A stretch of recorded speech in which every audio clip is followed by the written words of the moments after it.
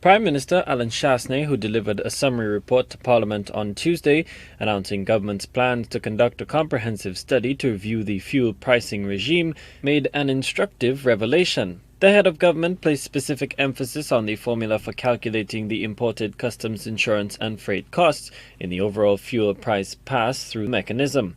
The presentation was a far cry from the days of the Orange March of January 2015, when Chastanet, as then political leader of the United Workers' Party, led a demonstration through the streets of Castries, accusing the SLP administration of raking in a $6.80 profit on every gallon of petrol sold, despite emphatic denials that this was not the case. Nearly 6 years later, an apparent subtle concession from now Prime Minister Allen Chastanet on where exactly the money was going. So we now know where the money was going. Government was getting its $2.50, but the excess amount was going to the importers.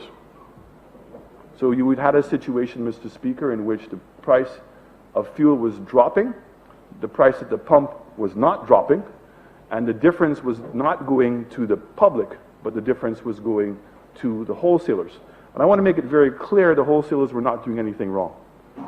So this is not to lay fault in any way to the wholesalers, but this was the system that we had. And the inefficiency of the system was extremely exposed by these extremes. The extreme of a 3-month adjustment period, and also by the extreme of the drops in the CIF prices over that same period. In the face of a global oil price shock, the pass-through mechanism based on market forces was first introduced by the Stephenson King-led UWP administration in September 2009, which adjusted the prices monthly.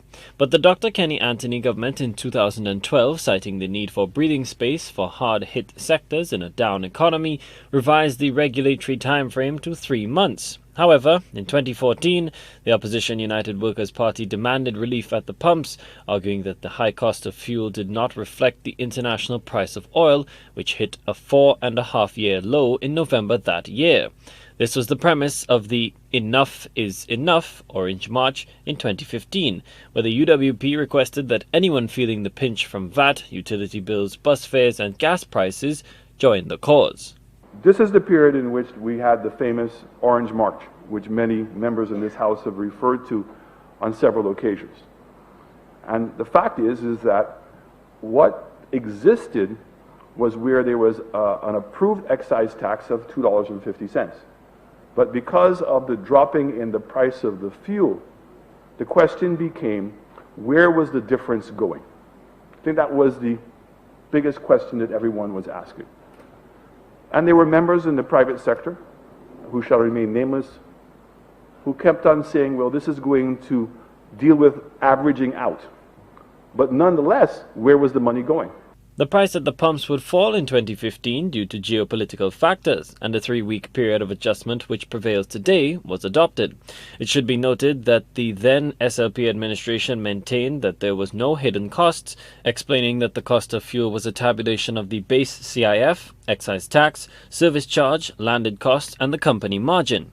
Prime Minister Allen Chastanet in 2020 still harbors concerns about the CIF pricing method, hence what he claims is the planned review to ensure savings for Saint Lucian consumers and the government. As such, the executive branch of the government is of the view that declared recorded land and CIF prices of fuel products into Saint Lucia by the 2 main importers may not be the most competitive price possible. Against this backdrop, the government intends to embark on a comprehensive study review of the imported prices of fuel into Saint Lucia, with the objective of 1, investigating whether the prices currently obtained reflect competitive open market fuel prices. As we indicated, we had moved away from using a CARICOM CIF average price to the average prices of the 2 importers. But there is no mechanism in which we are determining whether those CIF prices are the most competitive. 2, ensuring that the lowest possible prices are facilitated and that they be more aligned with world oil price movements and competitive procurement options in the international market. The Prime Minister claims the review is expected to be conducted with assistance from the World Bank and industry experts from international organizations. The summary report on the fuel margin variations was one of two reports on gas prices tabled in Parliament on Tuesday. Colby DeVoe, HTS News Force.